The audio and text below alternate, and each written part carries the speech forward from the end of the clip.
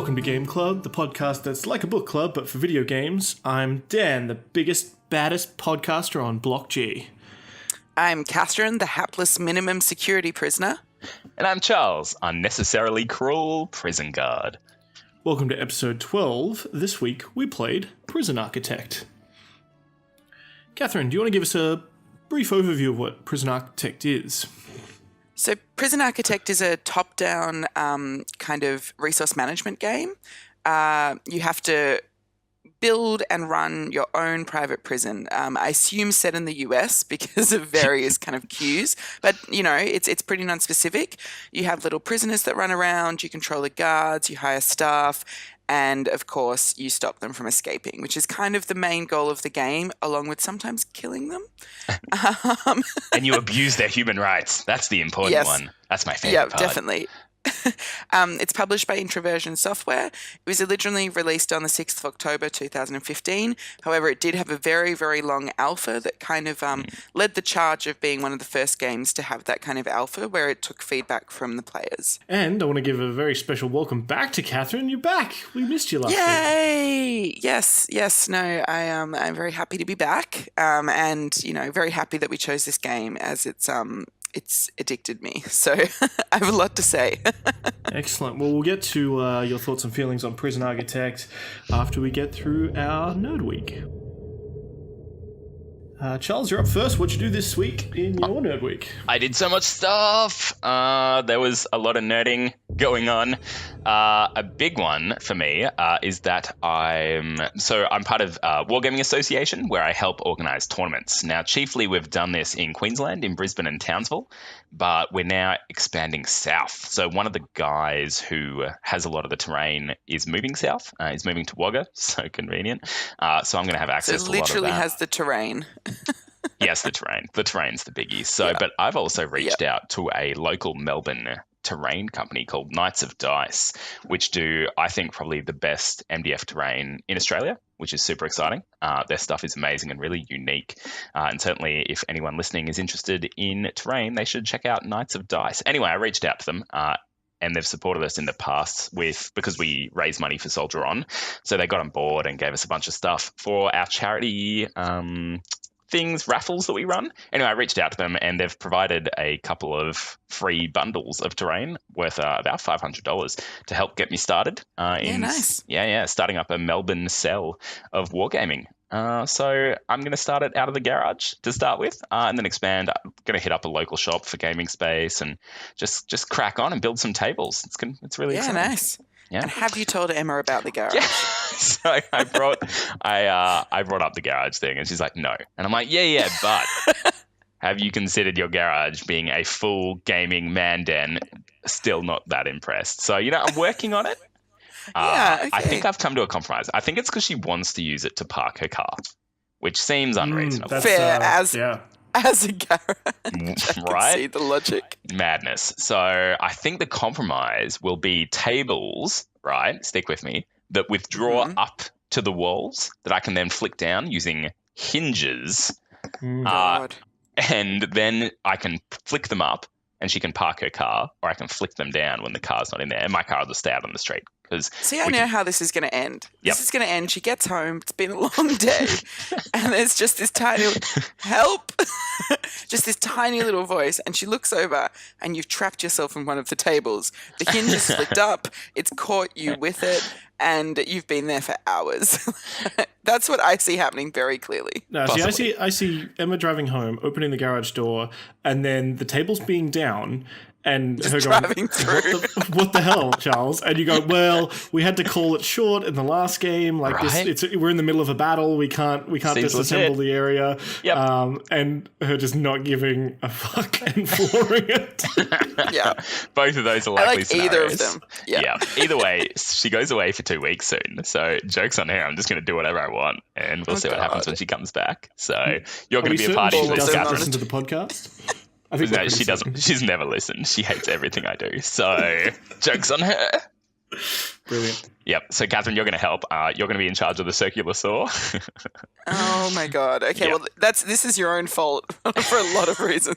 So that's that. So that's really exciting. Other stuff I've been doing. I got a new mobile phone. Finally, my camera didn't work on my last one for about 6 months.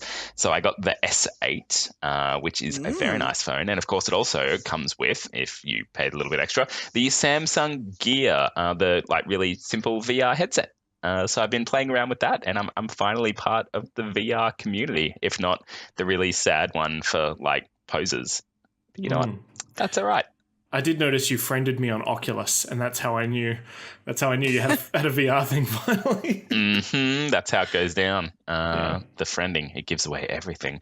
So I've been playing a few little VR games on that. My board game development goes swimmingly. I've pretty much redesigned the whole board game after a bunch of playtesting. Just small things, but I think things that really improve the gameplay. So I'm printing that out soon, and I've got little sleeves for it all, and it's going to be super professional. So that's very exciting, and you two are going to be playing that in no time. Brilliant. It's good. It's really good, Gavin. Cool. It's good. Fun. Yeah. Yep. And then I had my 30th birthday, so I got some cool nerd presents for that. The most exciting of which, of course, was the nerd group present that Catherine organised, which is a Star Wars photo shoot with me dressed as Darth Vader in a full Darth Vader costume, and Izzy, my daughter, dressed as Leia, and it's going to be the most adorable thing that's happened ever. Yeah. Yeah. So that's amazing and exciting, and I'll probably do that in October. And lastly was I did a bit of a Star Wars Destiny card game trade, and I got a couple of sweet Han Solos cheap. Does that impress you, Catherine? So you screwed some child out of their fancy cards. Yeah, he was 8, and I'm like, give them to me or a bit. No, that's not what happened. No. You don't threaten to beat them up. You just battle them, cheat, and then you say, "Oh, didn't you know the rules are I get your cards if you lose?" Yeah, something about a white dragon was involved. I don't know. Got pretty deep. That's every episode of Yu-Gi-Oh. Yeah. Get on board, I didn't get the reference. Yeah. Yeah, sorry. Fake nerd. I'm sorry, I've got a cough. Yeah, it's pretty painful. And that's my nerd week. So it was huge and hectic, and I've had a great time. Dan, tell us about your nerd week. So my nerd week is not as exciting as all of that as Charles's. I had to babysit for my sister's kids, and by had to, I volunteered. Is it ever truly volunteering? 4 kids. She has the same birthday as Charles, so this was my birthday present to her and my nieces and nephews. So my Emma and I went round to babysit for these 4 kids for the weekend. So 4. Of course the best. Wow, that's a lot of kids. That's very brave. That's a lot of children. Yeah, wow. The 2 boys are pretty comfortable playing Xbox, and we brought the Wii U around, so it was fun to play those family games.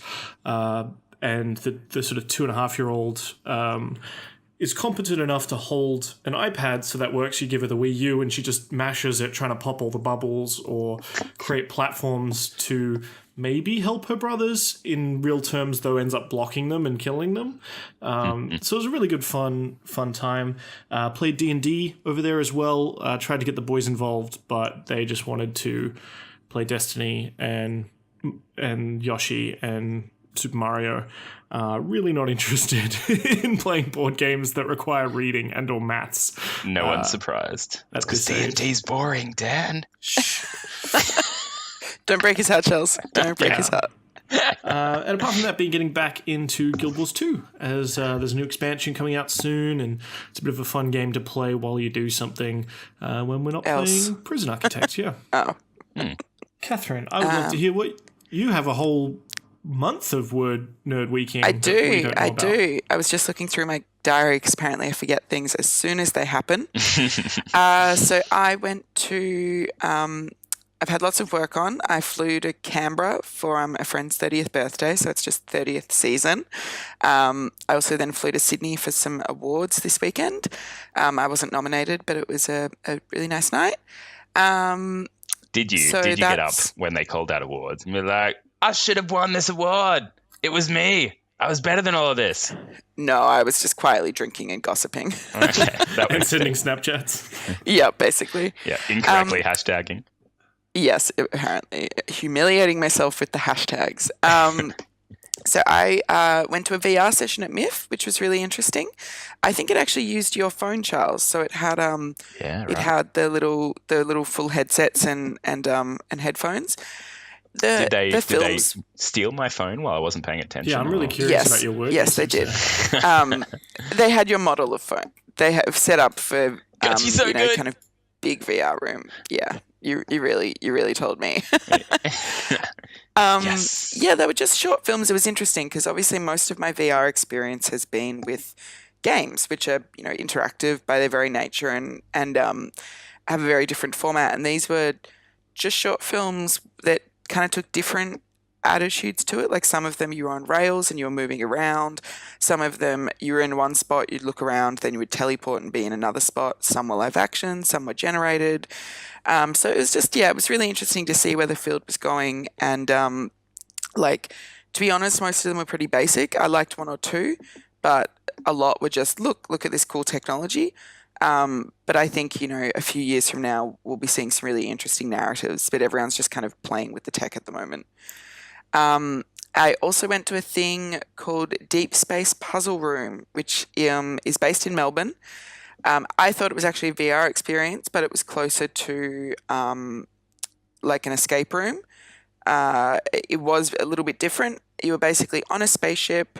I did it with 3 friends. Is this the one Josh talked about last Oh week? yeah. So Okay, it'd next. be the same one. Yeah. So what was your thoughts? Because Josh is obviously an escape room like expert. artist, yeah, exactly. I really enjoyed it. I think it was frustrating that there was some options that apparently we could have chosen that we just kind of skipped over. Ah, right. Also, the guy claimed that we weren't one of the fastest to do it, and I doubt that very much. Oh, he lied to you. Well, I don't How think he dare like timed it, and it's like that was a group of deeply competitive people. Yeah, it's like sex, right? If it wasn't the best, you still want him to tell you you're the best. Come on. Exactly. Exactly. And to be the fastest. And Yeah. correct. I want to achieve those 2 things at once. Yeah. We established somehow. on last week's episode that there should be a badge system that you get, and so then you can challenge the Elite Four of escape rooms. Do you think you guys would have a contention to be the Elite Four of escape rooms? They would be. I am not sure about me. Okay, so you're a hanger-oner, bringing the team down is what you're saying. Yeah, basically. Well, no, I am more chaotic neutral in my choices. It's my big problem. Are they the superstar team and you're the kid who's there as a bit of a birthday present, or because they've been in hospital lately and they need a bit of a cheer up? Not so much that. I'm more the team member where they were in a different room working on a puzzle and I opened something because I was curious. And then the computer was like, don't open that 50 times while I struggled to put it back on. Nice. So that's more of my strategy. As I said, I'm chaotic neutral. Sure. But yeah, no, I really, really enjoyed it. It was expensive. I would still recommend it. I thought it was really fun. I just thought it was wearing a VR headset, so it was very confusing for the first like 10 minutes. Maybe like, where's my VR headset? And they're like, there's no VR headset. 5 minutes later, but where's my VR But I headset? want one. Yeah, that's obviously confusing. Yeah. So that was my nerd week. Let's move on to the gaming news for the week. Dun, dun, dun, etc. News. Yes, news. Josh did it last week and he did it really well. And in that instance, I'm like, I like him better than Catherine, but that's fine. Just that one? Yep. Just that that one part. instant. Yep, just that part. The rest, you're all right, I guess. Yeah. I'm going to kick off some gaming news. You may have heard about it. Gamescom, not to be confused with GameCon. You mean Gen Con? Gen Con, or whatever it is, Charles. Just going to talk about later. Big news coming out of Gamescom. Kind of, I mean, look, Age of Empires 4. A lot of people have a lot of really nice feelings about the Age of Empires franchise. I'm one of them. But did we need a number 4? Yes. that's the Next answer. question. Did you play 3 much at all? Nope. If at all? No. See, I No. feel like all this nostalgia comes from Age of Empires 2, 1 and 2. Yeah. Yep. So I want them to remake Age of Empires 2 better for a modern audience. Well, they also announced like the definitive edition, which is I think some sort of HD remake of 1, 2, and 3, and then announced 4, but then also didn't show any gameplay of 4. Yeah, no, it's But just a little people are cinematic losing their thing. minds on the internet. Yeah, people need something to lose their minds over, and it's sure as shit not going to be Farming Simulator on the Switch, which you will soon get to. So why not Age of Empires 4? Yeah, okay. So if you're excited about Age of Empires 4, good on you, I suppose. Let us know. Tweet at me and tell me why I should be excited. I think the RTS genre has come in leaps and bounds, and not really sure if Age of Empires is going to be able to hold up today. Do Microsoft make good games anymore? Yeah, no, they don't. And the interesting thing about... They kind of semi-fund good games, I guess. Like, they have their indie incubators and things. Yeah, sure. The RTS genre has kind of gotten a bit stale. So Company of Heroes, I think, was the last really good RTS game. And then, of course, Company of Heroes 2, whatever. There is a new exciting one coming out there. I can't think of the name, but it's kind of... They've taken the world of... Clearly, you're very excited. Very excited. The world of Scythe, it kind of looks like they've picked this as a board game set in kind of alternate World War One with big machine things. They've kind of lifted that, and whether they've actually used their IP or they've just stolen it, either way, I don't mind. And they're making a bit of an RTS out of that, which looks really interesting. But that's the only RTS game that I've seen in recent years that has even slightly interested me. Right. The only other bit of Gamescom news that I found remotely interesting was seeing pictures of Angela Merkel play Minecraft and Farming Simulator. For those of you who don't know, she's the Prime Minister, I want to say, of Germany. Oh, President. Yeah, right. I'm not sure. President, Or Chancellor. I don't know. I think maybe she is the Chancellor. Yeah, No, this is no, not the right not the Chancellor. podcast. Yeah. It was just hilarious seeing essentially the head of state playing video games on the gaming floor, especially Farming Simulator, which is super popular in Europe, but I just can't get behind any of those truck simulators or anything like that. Their lives must be so dull. But... She is the Chancellor of Germany. Is she? So, yeah. They kept that, the whole Chancellor thing? Good for them. That it amuses me, but also I can see a lot of high-level politicians being very good at certain kinds of video games, like resource management games or building games. Like, a certain type of person has gone into politics and slightly obsessive, slightly like a policy wonk. Like, I can see some of them being very particular kinds of gamers. I feel like they're too busy talking to each other about how great they are, and they don't have time for games. No, I'm not saying that they do have time for games. It's more like that if they had the chance, they would actually enjoy certain ones, even if they're not traditional gamers. That's more my... I'm not saying they all secretly play Minecraft in their offices. Well, Busted. they might. They've got to do something, right? And apparently it's not leading the country, so... Maybe we'll get a politician simulator from those same guys, and it'll just be you sitting Lying. in a chair, answering emails, Playing crafting Minecraft. Yep. PR, playing Minecraft within your office. Yep. Be like Job Simulator, but for politicians. I'd reckon there's a fun games in a political simulator, like, you know, like journalists asking questions, and you have all these options that all don't answer the question. And They do exist. Yeah, they do exist. It's a game called Democracy, but I feel like it doesn't take the cynicism right. far enough, but it could. Brilliant. All right, Catherine, what's your exciting news? So my exciting news is about reports coming out that the Skyrim VR port is an absolute dumpster fire of a game. And that was the phrase the article used. Yeah. Yep. It's so visual, you know, like you just That's get a the phrase sense I've been of... hearing more and more of, dumpster fire. It seems like a very popular phrase. Yeah, it's very in the memes at the moment, you know. And yeah, so at this weekend's QuakeCon, Bethesda showed off its first attempt at porting Skyrim to VR, and it did not go well. Which I think, like, there's a couple of questions I have at this. Like, one is, you clearly know that your game isn't in good shape, and you want to dispel the rumors that it's not in good shape. Like, showing YouTubers this was never going to go well. They must just sit in a room and then be like, okay, guys, our game's a piece of shit. Should we keep making it or should we scrap it? And then someone pipes up, how are we going to make the most money out of this? And then they all I don't think it's so much that. I think it's honestly that they're like, okay, well, the mobs aren't quite working yet, but we think this is going well. And I think you just lose all perspective. And then someone that comes in from the outside that isn't part of your team and doesn't know all the background and can't see that, the next build will be better, just plays it and is like, what the fuck am I playing? Like, Yep. Yeah, also handing stuff to YouTubers. So they handed it to YouTube influencers or YouTube channels or something. Is that right? Like they gave him a demo copy? One was a YouTuber called Super Bunny Hop, who's quite well known.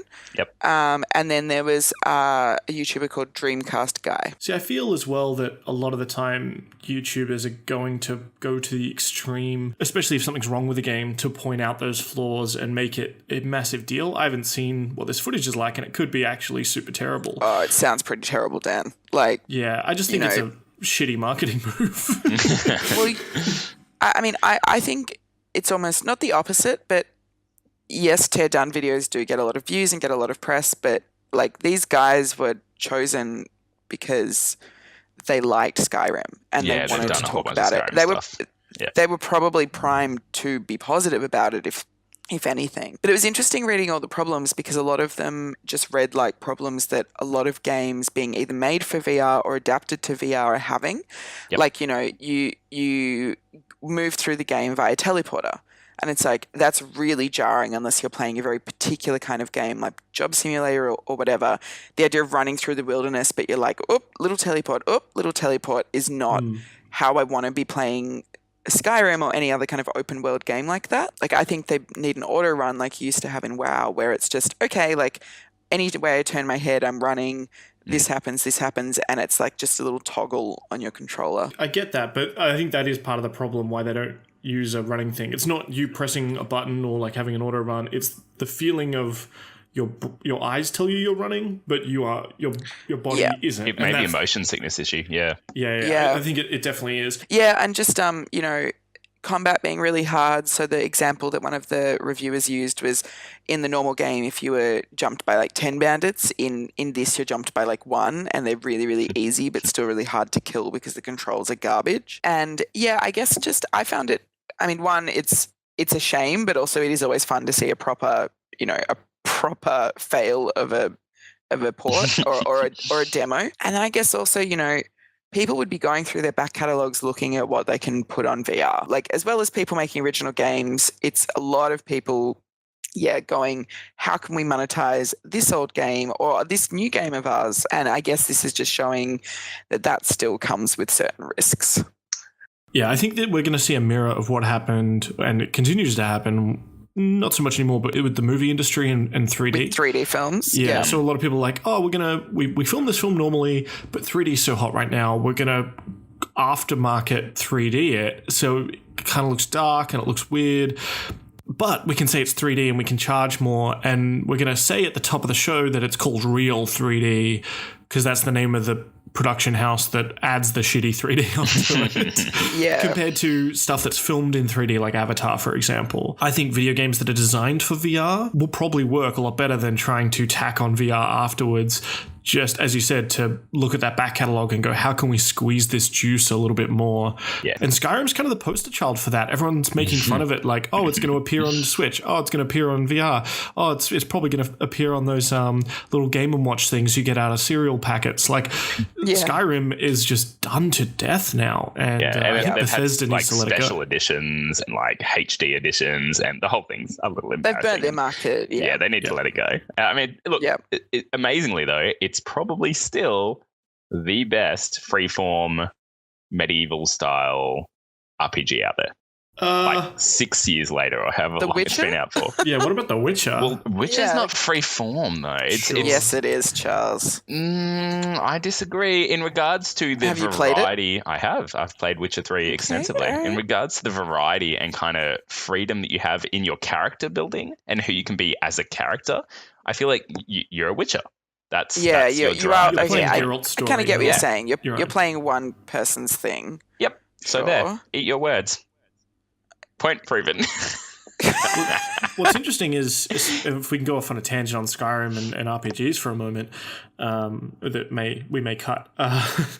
Emma said she didn't really enjoy Skyrim because you were the super special center of the universe character and everything hinged on you, whereas as Geralt, you are already a fully formed character, and it's like, oh, you're Geralt. The world continues on without you, but it's his story.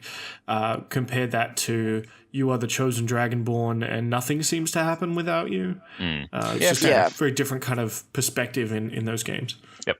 Yeah, and there is something like, in books or films or whatever, you always are the chosen one or the prophesized demon hunter or whatever, and the occasional like Morrowind, I feel like you weren't that special. You mostly ran around doing kind of pleb quests. Like it obviously escalated near the end, but I don't think it was as extreme as Skyrim. You were still the prophesized one that You would were, bring about you the were, but Neverie and all that kind of stuff. you did, like absolutely you were, but I guess that you started and you felt a bit more like a shit kicker, whereas Skyrim you never quite felt like that in the same way. Yeah, they threw you straight into it. Yeah.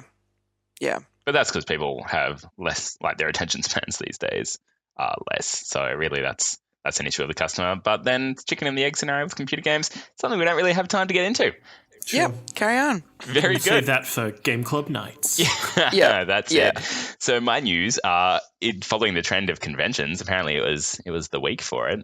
Gen Con 50 happened in America, and Gen Con is the biggest American board gaming convention, which is very exciting for me because it also involves miniature games. So a few things came out of it. We'll provide a link in the show notes. I won't go into the top 10 board games or anything like that, although it was good to see at number 4 of the link that I've put up that it was actually an Australian publisher that Dan has had the pleasure of interviewing before at PAX. So that's amazing. Do you want to just say who they are? Do you give them a shout out? Is it Rule and Make? Rule and Make, yeah. Yeah.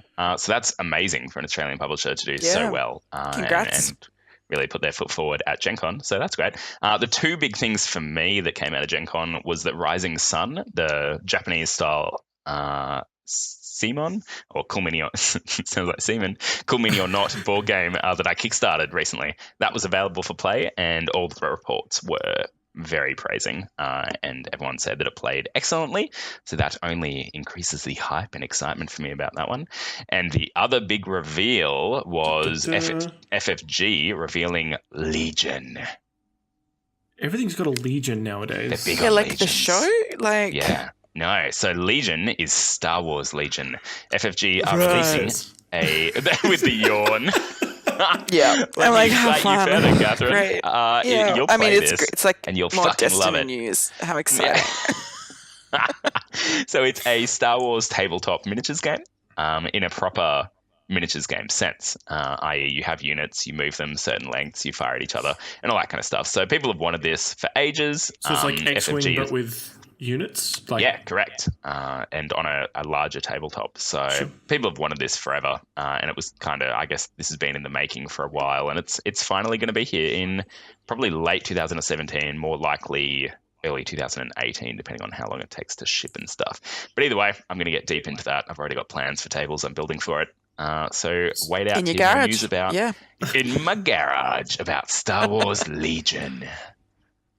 I'm actually reminded, I didn't mention it before, but just you talking about Kickstarters, I backed a new game from the guy that did Alice Madness Returns. Out of the Woods? Yep, Out of the Woods. Yeah, the Fairy Tale card game and book. So I think it looks gorgeous. Why would we both back it? Only one of us needs to. Because you want to support the creator. I want to support the creator, and I definitely want a copy of this. So yeah, for sure, me too. It looks fantastic, and it's right up my alley in terms of dark fables and all of that. So very excited, and I think it looks like a really cool little new project from him. It does. It was getting a little tense near the end of that campaign, actually. I think it only just kind of met its funding goals near the end. I was a little worried it wouldn't, which would have been an absolute tragedy. But also, there's a fascinating psychological thing where it's like you have, in terms of Kickstarters, there's the hump, like there's the first really keen fans, and then there's that kind of 2/3 point where most campaigns actually fail. And then, because once you get near the end, people are like, oh no, it's definitely happening, and there's less risk. And then as soon as you've hit your target and you're to stretch goals, your pledges go straight up because people know they're buying something, not hypothetically buying something. So there's definitely lots of challenges as a Kickstarter kind of games company, I guess, to tweak it exactly the right way in the amounts you ask for, while still being able to make a game. It's weird that psychological hump is there for purchasers, though, because if the Kickstarter doesn't get funded, you get your money back. I know there are some websites that don't have that, but it's like, I don't want to even reserve my money if it's not going to. Well, I think it's that, if I'm not going to get it and it might not happen, why am I putting my money down? Because you're absolutely right. Like, there's actually no risk for you, but like, I pressed buy on this because I really wanted to play this game and I was pretty sure it would get funded. If I thought it wouldn't, then why am I bothering to put my credit card details in only to why are get a you wasting your refund time? 4 weeks later? Yeah. Yeah. It's a weird psychological kind of barrier to entry, but it definitely is a thing. Yeah. No, I get you. Cool. Excited to see what that's all about if you've both backed it. Yeah. All right, well, that's all from us for our news, and we should talk about the Game Club game of the week. Seems like a thing we should do.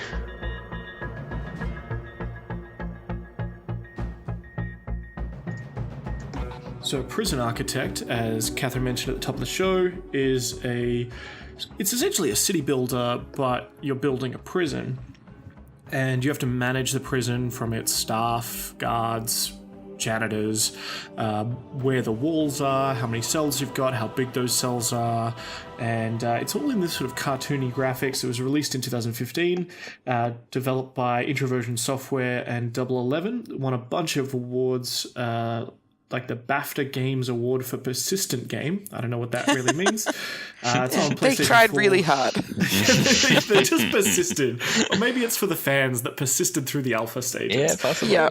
It's on PS4, Xbox One, PC, Xbox 360, and I believe, is it on iPad yet? I'm not sure if this is iPad it is. Did you play it? I played it on iPad. I've also played it on Steam because I was one of the original alpha players. Me too. Oh, we're so cool. We're so cool. This is how cool we are. Everyone see how cool we are. Okay. So before we inflate your egos a little too far for being trendsetters. Way too late for that, Dan. Did you mostly... I am gaming. Yeah. All right, please go on. Did you mostly play the campaign or did you mostly play sandbox? Or where did your hours lie in this one? Both. Significant both. So originally, the campaign, when I first started playing it, when it was back in alpha, the campaign didn't exist, I don't believe, in any form. No, so you just sandboxed the shit out of it. And I invested hundreds of hours into it and had a great time. This time around, I actually just stuck to the campaign and played it right through. And really enjoyed it. And so that was what I did. That was my thing. Yeah, I didn't, after sinking sort of so many hours into FTL, I didn't actually get too deep into Prison Architect, only around the sort of 20-hour mark. Noob. It's like your first prison. But I really enjoyed the campaign. We'll talk about that for a bit. Charles, you can probably talk, you and Catherine can talk more about it as you probably got a lot further than me. But you start off, and it's not really a tutorial. While it sort of encourages you to build, it's mostly just, okay, first mission, build an electric chair. Yeah. And you've already got a working prison, and it's just about sort of following instructions to sort of build. But you get this weird story based on Polaroids of the criminals that come into your system. What do you guys think of the story elements of the campaign? I thought the story was really clever because they were all linked. All of the different stories were linked in one way or another, whether it was... So the first person that's getting executed is the guy who shot the wife and the lover. And then it was... I can't remember the exact connection, but the lover was somehow connected to a different crime. I don't know. There were links. I think they found drugs at the scene of the crime that led to that's right, the family or whatever. That's right. He was the son from the crime boss who, they found the drugs and it linked. So that was super clever and subtle. It didn't really focus on it, but just a nice little story link. But what I enjoyed the most about the story and the campaign was that it was super dark. It didn't pull any punches, and it was super, super moody. Whereas the gameplay is, of course, kind of light and fun, and they're stabbing each other, and it's hilarious because they're these tiny little people. But the story behind it was really dark. And the campaign was pretty, it kind of, as the game does in general, really highlighted the moral ambiguity of how people run prisons, which is, do you focus on reform or do you focus on punishment? Which is probably a question which we'll get into later as well, because I'd be fascinated to see how you guys played the game.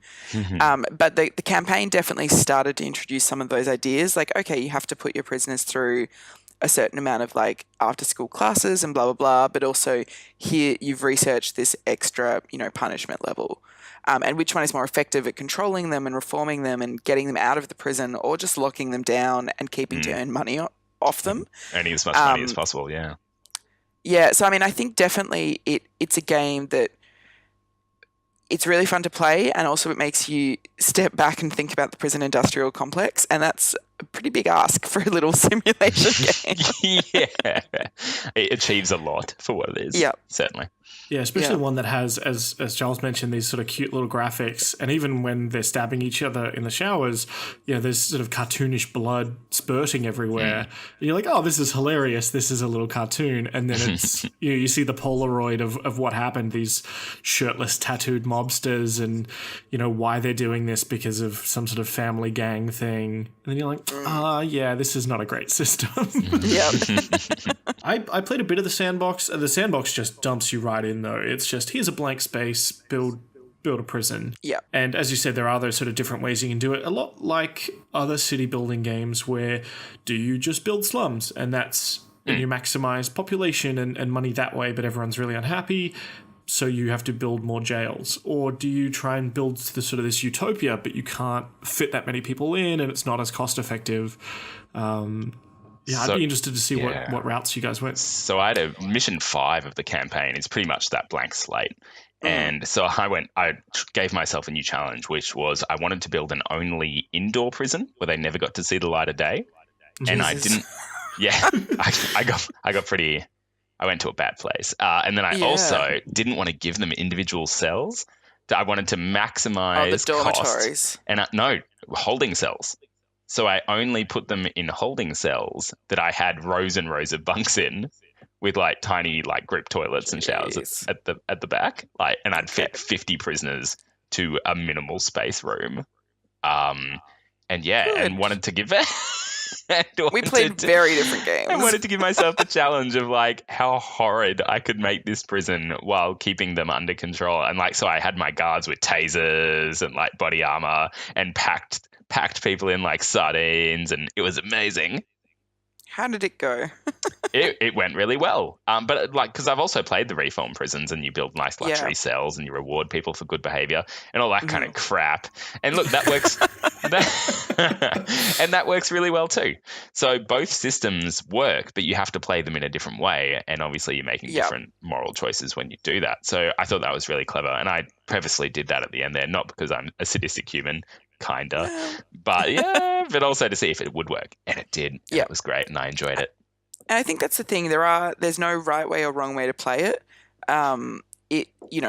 There are obviously, you need a certain amount of guards. There are certain minimum requirements, but for everything else, it's just events happen. So I had the events mode turned on, which is definitely a new thing that wasn't around in the alpha.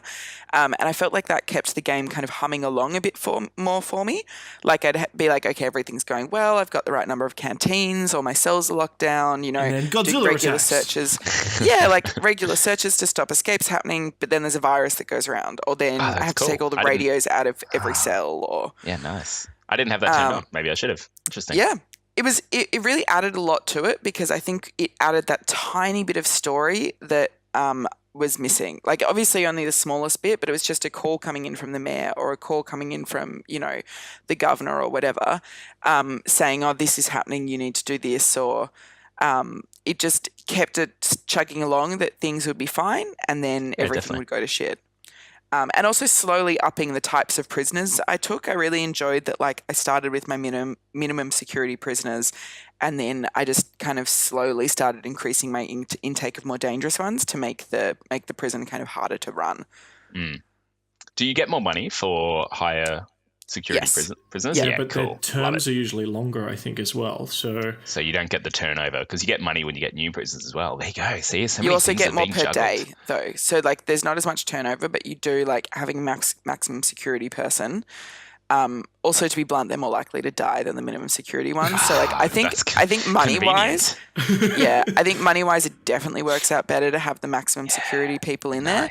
They're just way harder to deal with, and you need more guards. So what I found really cool, and I ended up looking up some guides because I was struggling for money a fair bit in some respects with that whole turnover thing. You've got, I got to take people in, but they're in my prison for so long, just years and years, that I can't afford to take more in without building more, and it's sort of this endless grind. You can control the intake, right?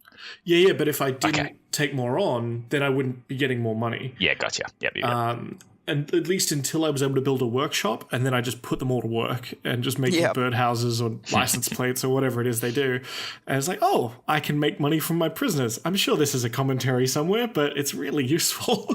Oh yeah, it's definitely a commentary because the the unpaid prison labor in America is this huge thing where it's like, so they basically work for like 3 cents an hour or something. Yep.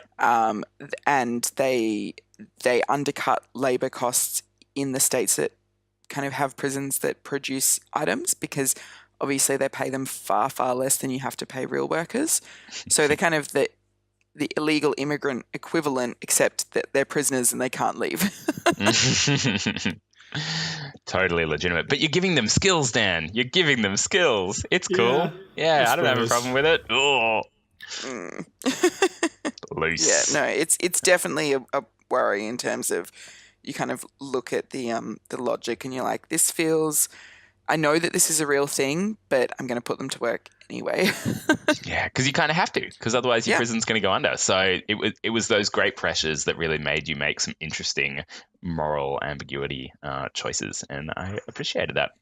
I also like that there were those options where you could get a loan or you could get a grant or something. It's like, oh, you get this grant, but you have to build a doctor's area with X amount of doctors, or you get this grant, but you have to build a reform area. And so it's like, oh, okay, there are ways you can get a bit of money and do that, but it also, the money's shaping your prison because the money's meant to go towards those things. Yep. And you can get, like any good city simulator, city building simulator, you can get pretty nitty gritty with your laws, I guess you would call them, or because policies your policies. Yeah. So you can research new ones and whatnot, but you can go, okay, free time is between here and here. Eating is this time, and everyone must be in there sleeping at this time, or they must be working at this time, or locked in their cells at this time. And if you want, you can really micromanage that down and try and find efficiencies. The level of control that you have over your prison is immense. Considering it seems like such a simple game from first view. You can really go deep. I looked at some of the items you can get into, and I don't know how you access them, but there's actually logic engines you can put in with sensor pads and all that kind of stuff. So you access those through electric doors. Like the remote controlled doors are how you get to all those logic pad things. Because I had to look at it and was like, I need that. If I was deep in, sure, that's a little bit too far for me. Like, it was like basically programming little pre-done things. I'm like, yeah, okay, I'm not going to go that far into this game. But it's so cool that you can. There's just so much that you can control, and so many different options for your prison that every prison will look different, and you can run them in so many different ways. And that was really, really interesting and impressive. Also, the depth to the game, like I'm sure, I know a lot of them would be randomly generated, but like if you click on the rap sheet, they all have different crimes, they react different ways. There were certain prisoners that were, once I got a surveillance system going, I could see like who were the fearless ones. So if there was a fight, they'd wait in there and they wouldn't listen to the guards. And like I had kind of a semi-boss level prisoner that was always causing trouble, and I kind of eventually put in like 24/7 solitary. Yeah, nice. So yeah, I mean every single prisoner had a rap sheet, and you could search individually or punish or like really, really micromanage. And there was just a depth to that game. It wasn't like, oh, they're all just little blobs, know. Yep. Yeah, which each is one was great. different. That's really cool. I also want to talk about the building mechanics. So the prison management is one side, but you've got to build your prison first. Now, a lot of these games, it's very satisfying. Just pulling out that first concrete foundation, you're just like, oh. But then at the same time, you're like, oh, did I make that quite big enough to make sure the items in my prison are symmetrical? Did that kill you inside, Catherine? Yeah. As I was doing it, and sometimes there were two gaps. Except they have a planning ability now. So Correct. They never used to have the ability to plan, but now they do, and it solved a lot of my feelings. Yeah, and there's pre-built things Measure you can do to make it easy. Sort of Yeah, correct. You can plan out an entire prison with fake drawings and then fill it in. It's really cool. And there's also quick build and cloning tools. So the building, it can be either as detailed as you want or as quick as you want. And I thought that was really clever as well. They've really increased the options you have for building your prison I in definitely there. think they needed that. From memory, when I first played the game, they had similar kind of tools. I think they might have had a cloning one, but they didn't have the pre-built stuff. Yep. And for someone who, if you've just dropped into the game in Sandbox and go, okay, now what? How, it kind of tells you it needs to be big enough to house a toilet, a table, a bed, and a door or whatever. But having the pre-built ones and going like, oh, okay, that's kind of the average, or that's the small version, and then building from there, I think, for myself, that really helps compared to just having a blank slate and being paralyzed for choice of, oh, crap, how big should I make this thing? Yep. Yeah, I thought, look, I played the alpha when it came out, which is obviously a number of years ago. And then the version I played was the iPad version, so I suspect it was a little bit different to the PC one. In fact, I'd be surprised if it wasn't. But it was really interesting to see the things that had changed with the game and improved, and like the amount of options, the amount of rooms, the policies, and just how much they'd added over what must have been 3 or 4 years of development from when the alpha came out. Yep. And all for people that honestly had paid for the game once already. So, I mean, I think it's kind of an example of when alphas go right in terms of you had a game and it was really rough and you built a little prison and it was really basic, and then suddenly it's this fully fledged game that's obviously had huge feedback from the community about what they wanted to see and what they wanted to be able to do in their own prisons. Yeah, I mean, and I just remembered actually, it all came about from that really famous trailer for Prison Architect where they just said, we have all these bugs and we need help. This is what's happening. Our prisoners are in the canteen fighting. Why are they all naked? We're not sure. Awesome. And it was one of the very first alpha games, and I think it stood up really well. And cut to how many years later, it's a really, really sophisticated resource management game that's a lot of fun. A lot of fun. That's the important one. Just super fun. Especially with the popularity of Orange is the New Black, I think they released a women's prison version as well. Oh, really? Yeah. The prisoners can have babies, and I played the women's prison version. It actually annoyed me a bit, obviously, that I couldn't have that option in the default ones, so in the campaign. But as soon as I could sit in the sandbox one, I started up a female prison. It was basically the same. The main difference was you had certain prisoners coming in that had to go in special rooms called family rooms, and had to be fed in rooms called nurseries that were kind of like canteens. They took up a little bit more room because it was like the size of a normal dormitory, but would just house one prisoner. And it meant that I had prisoners that were sitting in the holding cells or just in the reception actually for days and days because they didn't have a suitable spare room. Yep. And what that meant was that I didn't have a spare room which had a cot in it. So it just added a level of complexity, really. Yeah. I mean, look, it was pretty much exactly the same, except when the prisoners got naked, there were little boobs. Like, other than the babies. Yeah. Charles is restarting his game right now. Yeah, this changes everything. Now, do we want to move on to things that we didn't like so much? Sure. Yeah. Things that could be improved. Yeah. So I think for me, it was the whole tutorial/campaign. In that it really is a game that kind of, it's like if you walked into a board game that had been playing for 10 hours already and you were desperately trying to catch up. Like by the time I got to the sandbox section, I felt like, okay, yep, I vaguely remember how to run a prison and what to do. And like, here's the basics, like change the regime time and, change this policy for the food thing or whatever. And I started a new prison and there were just so many options and I hadn't been taught about any of them. And I was looking at the Wikipedia page every second. And there are some people that love that style of gaming, but I definitely do want to be handheld a little bit more. I wanted, it's like using the programming example of like those remote activated doors where you could, do certain tricks with them. The game would never, ever teach you that. That would be a thing that you would have to go up and look on YouTube.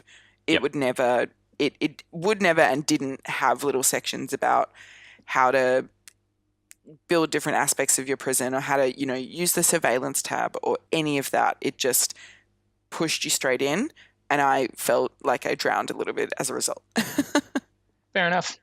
Yeah, I'm on a similar board just when it comes to the campaign. I expect a campaign to have a ramp up in difficulty and teach you the mechanics of the game one at a time or a handful at a time, hopefully without having a, hey, you have to do this and have to do this to progress like a lot of those mobile games have. But introducing mechanics slowly, a la, just Super Mario. Hey, you need to, first we introduce jumping and then we introduce this and then we sort of have a combination of the two. I think the campaign really could have benefited from that. That whole, hey, you're in your prison, we need to get started. Maybe instead of just, okay, here's the mission where you make an electric chair and then next mission there's a canteen fire or there's someone... you've already got everything set up, so it was a bit weird to have to manage sort of rooms that I hadn't ever seen before. Yeah, okay, fair enough. And I think maybe this stems from the fact that it was in alpha for so long, and they had the sandbox for that, right? Like you just they had a slow sandbox, ramp up. Whereas people who were already invested, already playing, they're the people that got onto the campaign when it was finally released. So maybe if it had that ramp up, it would have been too slow for them. However, I feel it leaves sort of newcomers in the cold a little bit. Yeah, that's an interesting choice for games that they face a lot in the board game world as well with the tutorial is what kind of game are you making this game for? And if you make the tutorial too easy, too simple, and too drawn out, people will lose interest. A lot of gamers will lose interest. So it's kind of finding that sweet spot between the two types of gamers, because people will play a game for sometimes an hour and then that's all they'll give it if the tutorial's too long and too boring and they're done. So I've played a lot of Minecraft in my time and that was kind of one of my favorites. So I'm very used to that idea of a game giving you absolutely nothing and I love survival games and having to go away and I hated research. Minecraft for that reason. So so there you go. So you and I are very different types of gamers, and I think they've found the sweet spot between the two. Where they're going to piss off both of us, but they're at least going to keep both of us playing. Yeah, I mean, I don't know. I think definitely not making the campaign compulsory, but just like this is the level where you learn how to use canteens and the library or whatever. Yeah, sure. I reckon maybe out of all of the rooms that were suggested, rooms that were actively kind of explained were maybe like a quarter, if that. And then even so, I got to the prison logistics section and suddenly I could control where my canteen went and my food, and like the game at no stage explained that to me. Actually, I did have a task from a grant that said I had to give different types of meals to my prisoners, and I'm just like, I have no idea how to do that. I'm just going to ignore that. So, that's in the policy section. There you go. And again, like it's an incredibly sophisticated game, and I think a lot of that stuff really is a result of most people that play it they were there when dormitories were introduced, so they played around with it a bit, and they were there when female prisoners were introduced like a year ago, so they figured that stuff out. Like it has been a slow build for them, and then for someone that comes in the middle, you're just like, what? Like, what is this? What am I doing? Why are they dying? We've talked about that offline, sort of the problem with early access games is that the people who are super invested and super on board in that alpha stage usually do get drip fed that content, and so it gets released to them and there's something interesting, whereas someone who comes in late can either miss out in terms of learning these different mechanics, or the other way around, people who were in the alpha can get burnt out on the game and not see its final version. Either way, I mean, this game is, as the BAFTA game said, persistent. I don't know what that means, but maybe it means people stuck around. The sandbox has a lot to offer, but you like you said, you have to be willing to maybe have a Wikipedia open in the other window. Absolutely. And be ready to look things up, which I don't know, I'm not a huge fan of. I like a game to be intuitive and teach you, but games like Minecraft and whatnot, eventually, if you can't figure it out by yourself, you're probably going to hit that wiki. Yeah. I think, that the other thing for me that was a little bit relevant was that it was very buggy.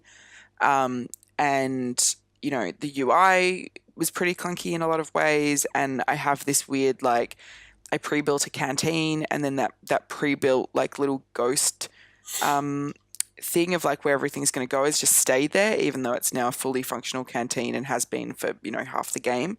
And there's no way for me to fix that. So I'm not sure if that's more specific to iPad or if it's just like, so I went online to look up solutions and it was all like, well, edit the game save file on your PC. Great. And I'm like, okay, well, that doesn't quite work for me. Yeah, and then you're like, but I'm an iPad gamer, and then they just spit at you for the next 20 comments. You're a disgrace. But I mean, that said, it was a perfect game for iPad. Like, it was so like you just touching and drawing and putting foundations down was really well suited to it. It just felt like the port needed like one more bug pass, basically. Yeah. Did you guys get into the mods? Obviously, you're playing on iPad. I assume you don't have access to mods, but it's quite big in the Steam Workshop. That's interesting. I didn't even look. I didn't even think to look, but awesome.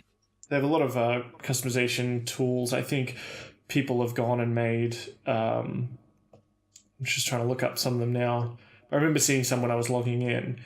People have made, famous prisoners or, DC Marvel superhero prisoners and things like that. So, and added extra kinds of rooms. And, of course, cheats. If Charles is playing, he might want to download some of those cheats. I do give in to cheats. I'm a sucker for cheats. You gave in to cheats? No, not in this game. Oh my Not in this game. God. No, this is last week in FTL when I originally played it on the PC. I got a trainer thing and unlocked all the ships. And I hated myself for it, but flipped that's and loved embarrassing. it. That's embarrassing. The shame. You don't really care. No, I think we lost like 100 subscribers just based on Charles admitting that he uses cheats. Almost definitely. Yeah. All right, cool. Yeah, well, you've lost me as a fan, Charles. You're my biggest fan. So expect to be... If city building and resource management is your kind of game, I think this would be a hearty recommend from most of you guys. Is that right? Yeah, for definitely. sure. If you like enjoy The Sims, fun. yeah. If you like killing your Sims, locking your Sims in a room with no doors. Yeah, absolutely. If you were always that Sim player that's like, how can I fuck with my Sims the most, then this is the game for you. Who wasn't that player? I mean, come on. Lots of people, Charles. They're the worst people. Yeah, I don't want anything to do with those people. Did you hear the quote from the lead developer of The Sims when he got told that so many people liked removing doors or removing those pool steps? Do you know what he said? No, what did he say? It seems like some people really enjoy exploring the fail state. Thanks. It's a pretty good burn. Yeah, if you're killing your Sims, you are failing. Exploring the fail state. Yeah. I mean, that sounds like my life, so. All right. Well, another thing you could spend hours and hours on is listening to an audiobook. And so we're going to have a little pay to win section in this podcast. Oh. If you go to audibletrial.com/gameclub, you could get a free audiobook of your choice. And just by signing up for free, the Game Club podcast sees a little bit of money from Audible. Charles, if you were locked in prison but were somehow able to still listen to audiobooks, which one would you want to listen to? I'm listening to one at the moment, which I can't remember the name of. Oof. You're welcome. It's a one with thieves, if you will, and it's got Loch Lamore in it. Hit me, Catherine. What am I talking about? Yeah, The Lies of Loch Lamore. Boom. There we go. That's what I'm listening to, and it's pretty good. It's no Star Wars because Lamora. Yeah, because Star Wars is better than anything. But The Lies of Loch Lamora is an excellent audiobook to listen to. That is and an excellent series. Yeah. Cool. So you can head over to audibletrial.com/gameclub, look up Loch Lamora, and find that one and get downloading. And if it's crap, tweet at Charles and just say, you wasted my one free audiobook on this crap. I can't believe it. Yeah, feel free. Mine would be one that I've listened to once or twice, but I've read many, many times, which would be Good Omens, because the show is in production as we speak, I believe. So I think it's a good time to get back into the Good Omens world. Yep. Yeah, man, he must be making a lot of money. Good for him. He's actually show running the Good Omens show. So ooh, how exciting! Yeah, I'm very excited. I think it's a 6-parter. But yep. Yeah, after American Gods and now Good Omens. He didn't show run American Gods. He was obviously very involved, but I think Good Omens is him even more involved. Yeah, loves it. Awesome. We've recommended it on the show before, but I'll recommend American Gods mostly because Now who's repeating books? It's you. Yeah, but the character starts off in prison and spends a bunch of time Yeah, well in played, prison Dan. Well in played. the workshop, so it's pretty on thematically theme. tied to Fine. this episode. One more thing I want to talk about the pay to win. You can send us a message and we may read it out on the podcast. We got a 5-star review on iTunes by Phaedron in the US version of iTunes. Commented saying it's like a book club for games, and he's actually absolutely correct. That was the subject so spot of on. his review, their review, I should say.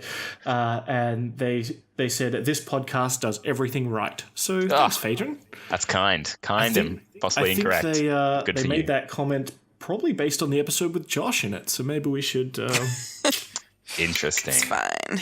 No one's surprised. No one's surprised at all. Not even I'm surprised.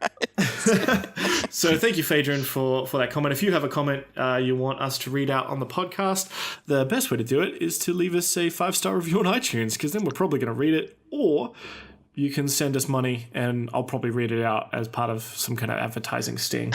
If you get an envelope and put cash in it with a message and drop that in my mailbox, hey, I'll read it out. Why not? Yeah. I'm not a journalist. I don't need integrity. That's it. Of course, you can also send us messages on Patreon and whatnot. I assume you're smart enough to figure out how all that works. And with that, we will close down the pay to win section for this episode. So, overall thoughts of the game. Is it a must play as an indie title? Catherine? I think it is. If you enjoy this kind of resource management-y style game, I would put this in the solidly must play. As much as I have all my criticisms about the campaign and what have you, I've probably put about 40 hours into it. So I clearly really, really enjoyed this game. Yep. I would say this is the definition of the perfect alpha to beta to release game, and therefore it deserves to be played as an indie title. Must play. I'm going to go against the grain and say, I agree with all your sentiments that You're not smart enough for the game, Dan. I'm laughing It's your out. fault. It's your fault, not the game's fault. I agree with Charles that it is this sort of perfect idea of how a game should go from alpha to beta to release and stick with its community and build new iterations and provide them for free to people who've already paid, like not charging them extra for these extra features. However, I've just gotten a lot of enjoyment out of different city simulators and building simulators. So I don't think this would be the one that I would say you have to buy this one. Fair call. Yeah, I just, with the whole tutorial thing and whatnot, if I was going to onboard someone, I think I'd choose something different. And the idea of the prison system just isn't as thematically appealing to me. So if that's your jam, 100% get on board. It is a quality game that works and you can have a lot of fun and sink many, many hours into it. But if you're like me and you want maybe something a little bit different, there are those other options out there. So you can save your dollar bills. Reasonable points, Dan. Reasonable points. Yeah. Yep. If not wrong. All right. Recommendations for other games that people might like to play if they played this? Yeah, go. Sure, Catherine, you've got a whole bunch. Let's start it off.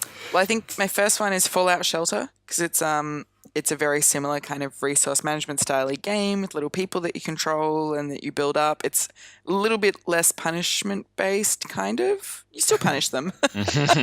So it's very similar. And then just for a little bit of fun, The Escapists, because I just saw number 2 has just been released, so it's actually really good timing. But it's a very, very similar art style to Prison Architect, except it's the other side. You're trying to escape from the prison. So it's a nice little twin. If you've after you've been trying to stop prisoners escaping for all of these hours, you can play a game where you're the one trying to escape. That looks really cool. I don't think maybe I have seen that before very briefly, but certainly I'm more interested now, especially because I'm interested in looking at making, for my next board game, a prison escape board game. Cool. So that might be something I'll have to look into. Yeah, very nice. Great recommendation, Catherine. Thank you. It's a rare win. well done. Dan, you got some recommendations for us? Absolutely. So on more of the city building aspect of this game, I would recommend City Skylines. Really also, if you're a big fan of SimCity and what SimCity was, it's very solid. Very solid game to play.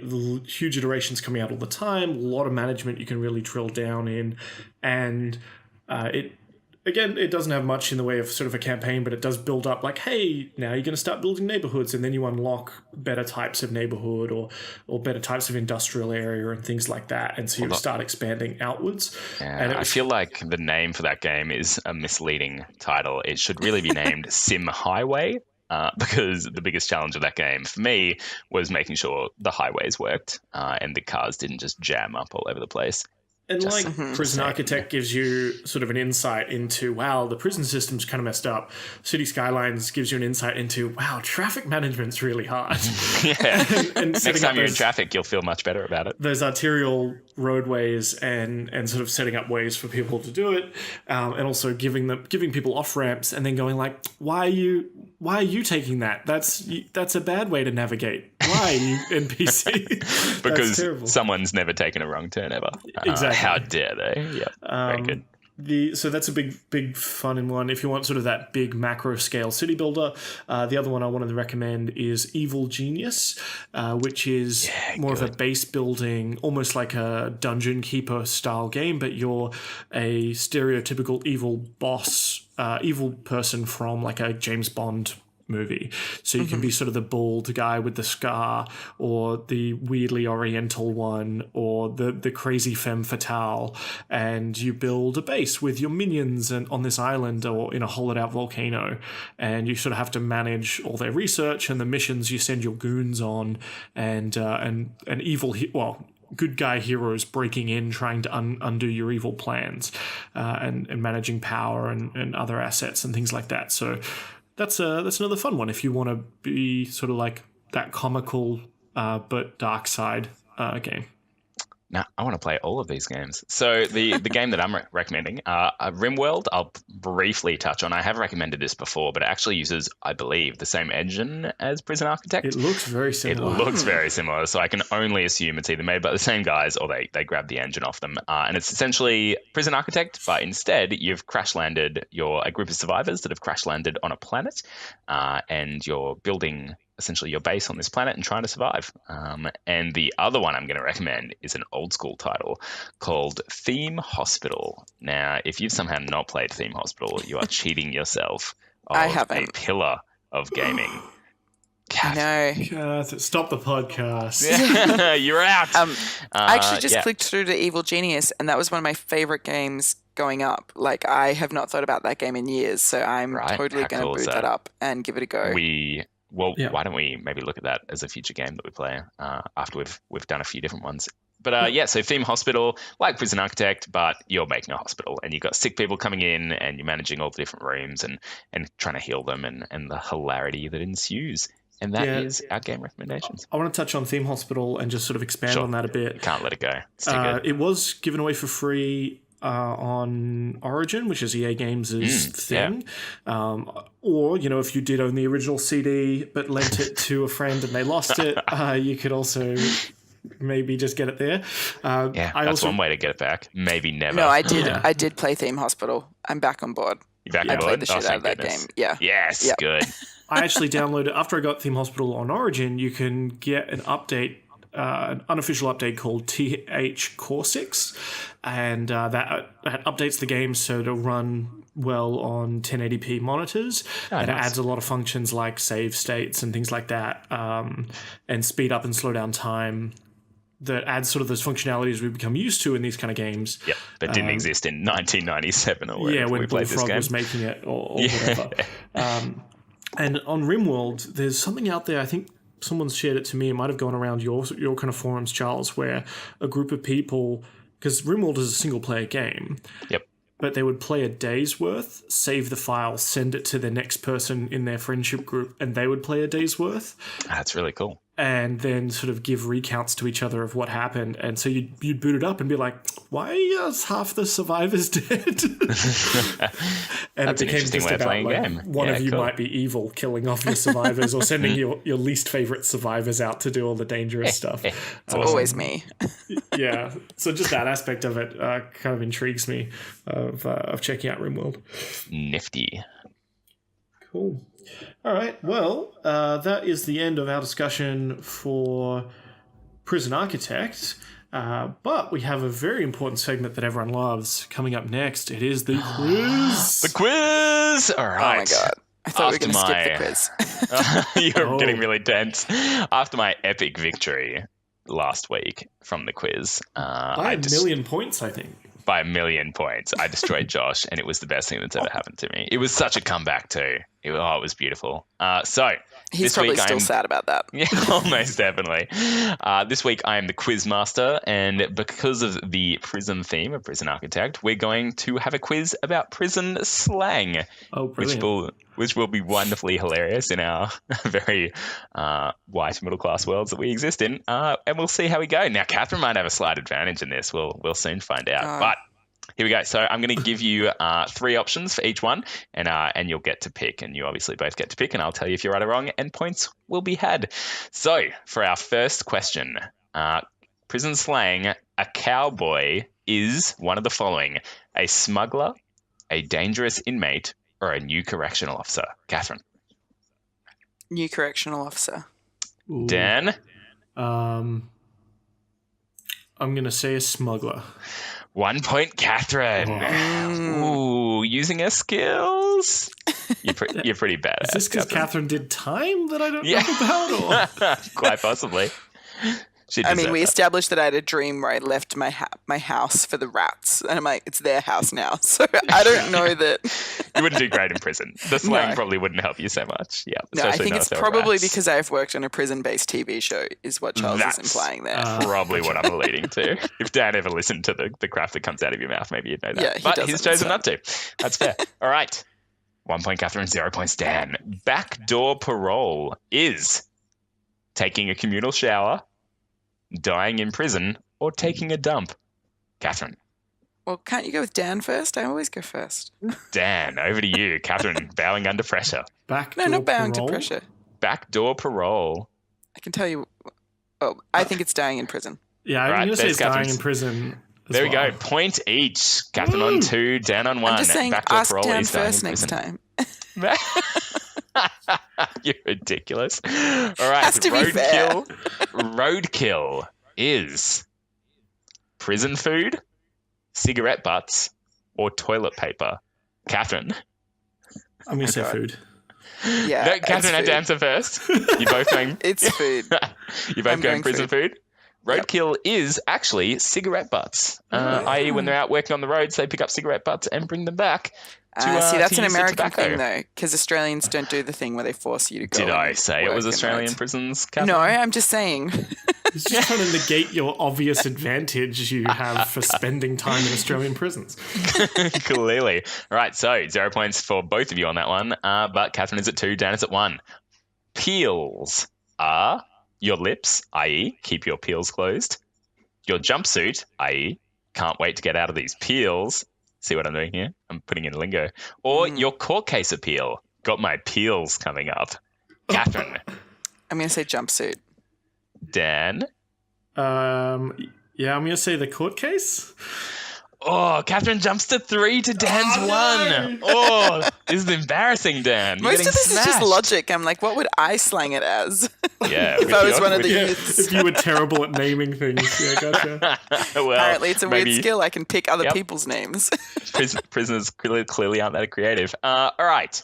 If someone's got jigs, their job is either working in the prison kitchen, being a drug dealer, or acting as a lookout. Catherine. Oh. I say acting as lookout. None of them really jump out at me, though. Got jigs. Working in prison kitchen, drug dealer, or lookout. I'm going to say drug dealer. There you go. Catherine jumps to 4 to Dan's 1. Can you guys hear the crying munch in the background? Yeah, she's really upset that Catherine's got this. Catherine's winning, yeah. She is not happy about this. All right, well, I had a bonus question, which we just do not need to go to. No, do it. It's going to anyway. be worth 5 points. No, Charles, don't be a dick. Bonus Australian slang question. Australian slang, see how I differentiated there. A scrim is either an irritating cellmate, an arrogant prisoner, or an informer? I'm going to let Dan go first this time. Oh, God. Well, I know a scrim is a non-league version of an esports match, but... Look at you with your cool slang. yeah, that's right. A scrim. I'm just going to say a shitty roommate. An irritating cellmate. Catherine? Sure. Can you give me the options again? Yeah, an irritating cellmate, an arrogant prisoner, or an informer. Am I saying A and B be informer? the same thing. An You're going to say informer. informer? You are both incorrect. It is a big-headed, arrogant prisoner. Yeah, but So that's most when they importantly, get I'm shitty still the roommate. winner. Woo! Most importantly, Catherine is still the victor on 4 points to Dan's 1. Well done, Catherine. Back to my quiz Clapping. mastery. Clapping his head. Yeah, well done. Your sweet prison slang skills. I'm impressed. Yeah. And that is the quiz for this I would week. just say watch yourself in the shower, Catherine. Oh, creepy. Also, the other day in the shower, a daddy long legs fell on me. Oh, that's why. Yeah, better watch out for more of that. I gotta... Dan Jesus. sneaking spiders in the vent system. It did not go well. It's Nice. just, for me, for the spider, no one won. But they're harmless, daddy long legs. Like, they can just crawl all Yeah, over you. do you and they're really want fine. them on you in the shower, though? Like, unexpectedly dropping from the ceiling onto Like you. Yes, instead, I guess not. like instead of water, just spiders comes out. Oh, my God. Oh. Okay. Good quizzing though. Good, congrats, Catherine. Yeah, well done. Yeah, Catherine. you're Well welcome. done. You're welcome. It's pretty great. So next time on Game Club, we actually ran a poll. The 3 options for the poll were XCOM Enemy Within, Bastion, and Stardew Valley. And by a resounding success, thanks to the votes on our Facebook group, Bastion is going to be the game we're playing next on our Game Club. Woohoo. Exciting stuff. Yeah, have you guys played Bastion before? Sure I have, but a number of years ago, yeah. Many years ago. It is does have taken? an iPad version as well. If people want to play along with us, who take maybe I'll the play that Catherine one. Road, Yep. of course. If you played it before, it did come out a while ago. The PC version is also quite excellent, and make sure you're wearing headphones or make sure you have your sound turned on. As it's a Yeah, I very listen to that lovely soundtrack sounding all game. the time, actually. So All about the music. exciting. Great. Cool. So thank you for listening, and please check us out on iTunes. Leave us that review, as we mentioned. You can follow us on Twitter. Catherine, where can they shoot you some prison slang? They can shoot me some prison slang at CS McMullen on Twitter. And Charles, where can they ask parole questions? I'm watching you try to be creative. I'm like, Dan, no, Seamless. this isn't your strong suit. They can tweet me parole questions at Charles Bryce. And if you just want to bag on me for my terrible performance in the quiz, you can tweet at me at NFGDan, and you can follow the podcast at Game Club Cast. Thanks for listening. We'll see you in 2 weeks' time with some of the boy in Bastion. See y'all then. Bye.